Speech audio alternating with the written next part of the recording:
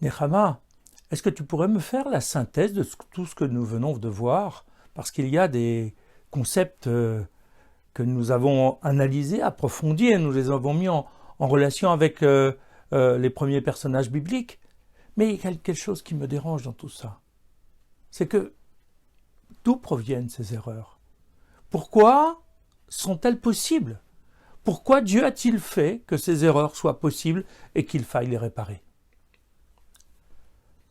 Ego, ce que tu évoques tient à la nature humaine.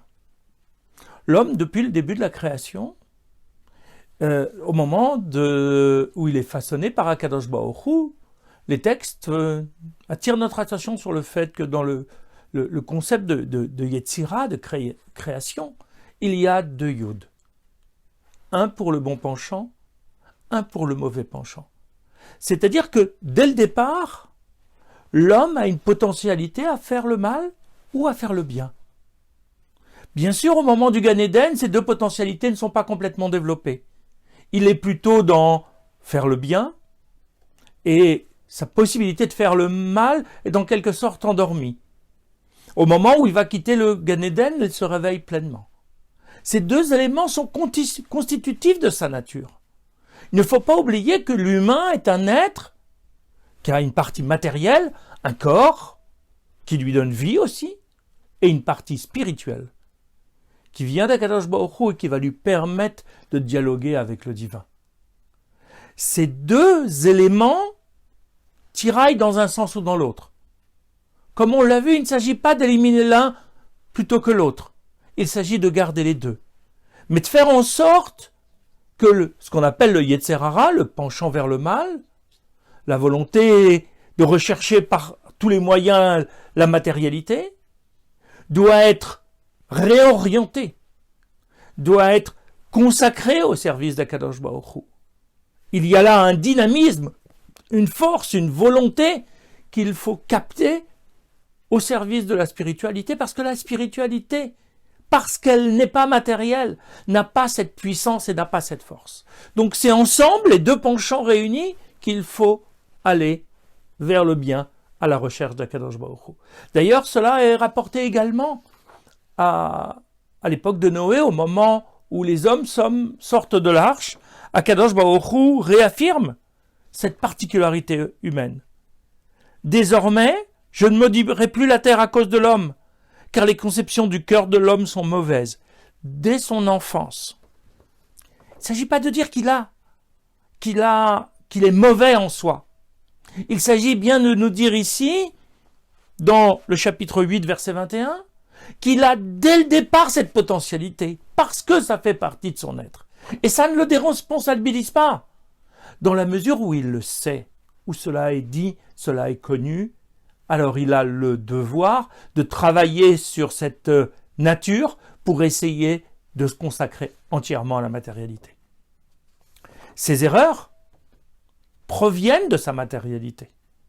Si nous reprenons l'ensemble des erreurs que nous avons vues, l'erreur idolâtre vient de la propension de l'homme à croire qu'il sait mieux que Dieu, mieux que quiconque, ce qui est bon pour lui et ce qui ne l'est pas. Il est dans la recherche de l'avoir, de la possession, des biens matériels, ancrés dans la matérialité, dont il profite ici et maintenant. L'être, la relation à l'autre, est pour lui, au départ, moins importante, parce que le plaisir est moins matérialiste, et le plaisir est parfois étalé dans le temps, alors que le plaisir matériel peut être tout de suite concret et apprécié. La dérive des mœurs se produit lorsque l'intérêt principal de l'homme est la recherche du plaisir. Il s'agit de jouir du monde, ici et maintenant, tel qu'il est. Que ce plaisir soit éphémère, peu importe, mais il ne faut pas le rater, il ne faut pas passer à côté. Là aussi, face à des aspirations spirituelles, on peut considérer que c'est un plaisir secondaire.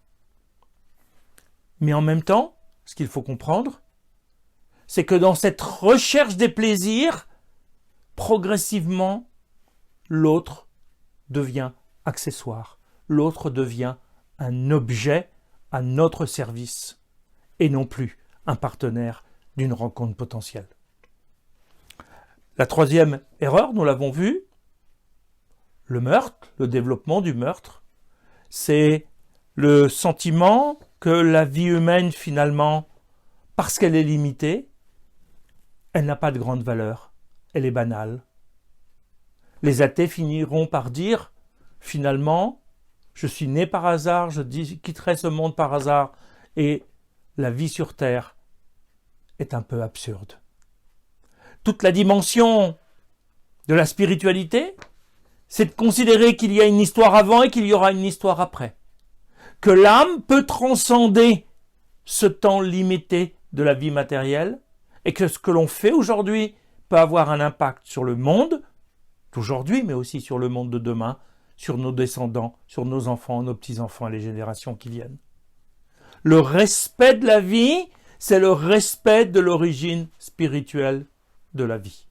Et donc, considérer que notre mission n'est pas une mission égoïste, centrée sur nous, mais tournée vers la rencontre de Dieu, vers la rencontre de l'autre homme, pour accéder à la transcendance. Toutes ces erreurs ont en fait une base unique et commune. C'est celle de l'égoïsme, de l'égocentrisme. Lorsque l'homme considère qu'il est le centre du monde, qui est celui qui est l'individu ou l'être au monde le plus important et que tout doit se ramener à lui, alors ce sont les biens matériels, ce sont les plaisirs immédiats et c'est sa vie d'abord avant la vie des autres. Cette absence d'humilité l'amène à penser qu'il n'a même pas besoin d'une transcendance, que cela ne lui apporte rien, sauf lorsque la divinité est à son service.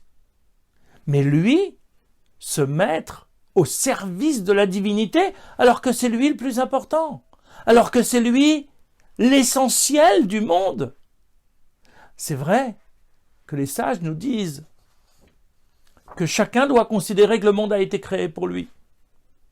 Oui, mais il ne s'agit pas là de se centrer, mais de considérer que le monde repose sur notre prise de conscience de la mission que nous avons à remplir dans l'univers. Il est créé pour moi, pour que je fasse quelque chose. Parce que Dieu, dans cette création, attend quelque chose de moi. Non pas pour être dans la béatitude, non pas pour être dans l'orientation de l'ensemble du monde par rapport à mon nombril, mais vraiment dans la prise de responsabilité d'un homme qui est capable de savoir qu'il a une mission sur Terre, qu'il a quelque chose de particulier, de singulier qu'il doit, lui, réaliser sur Terre. Face à ces erreurs qui sont naturelles, sans que cela nous déresponsabilise, parce que nous avons le choix de nous soumettre et d'entrer de plein pied dans ces erreurs, ou au contraire de s'en extraire. Face à ces erreurs, Akadosh Baruch Hu suscite, encourage 3 antidotes. Qui sont les 3 patriarches que nous avons rencontrés? Nous l'avons vu, face à l'idolâtrie, c'est Yitzhak qui va prendre cette lutte comme un étendard. Lui-même va accepter de ne plus compter pour rien à partir du moment où il peut être au service d'Akadosh Baruch Hu. Il est prêt à être sacrifié pour le service d'Akadosh Baruch Hu parce que les biens matériels n'ont aucune importance et on ne les emporte pas avec nous. Face à la perversion des mœurs, nous avons vu Abraham donner de l'importance, de l'existence aux autres, de la considération aux autres humains et aux autres, à Dieu en personne. Ce qui fait que ce qui va compter pour lui, c'est le respect et le modèle de relation humaine qui va pouvoir créer de la relation avec Akadosh Baruch Hu. Face au meurtre, c'est Yaakov qui a montré la supériorité de la non-violence à travers le dialogue et la rencontre de l'autre plutôt que dans l'affrontement sans réfléchir pour faire disparaître l'autre alors que sa diversité peut être enrichissante. Ces 3 antidotes, comme nous les avons nommés, sont forts, mais il reste des individus. À eux seuls, ils ne vont pas pouvoir ramener l'ensemble de l'humanité vers Akadosh Baruch Hu. Donc ces 3 individus essentiels doivent devenir une famille, puis un peuple, qui sera en quelque sorte le porte-parole d'Akadosh Baruch Hu, qui démontrera que la relation avec Akadosh Baruch Hu, elle est essentielle, indispensable, et qu'elle permet le véritable avènement de l'humanité. L'homme devient homme grâce à son partenaire divin, grâce à la voie qui lui est donnée dans la Torah. La Torah est le mode d'emploi. En nous inspirant de ces 3 modèles que sont les 3 patriarches, pour travailler notre relation avec Akadosh Baruch Hu. La Torah travaille sur notre matérialité pour l'engager à se consacrer au service du divin.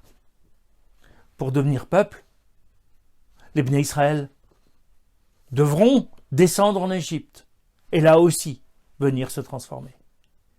Mais Ego, c'est très troublant, cette descente en Égypte.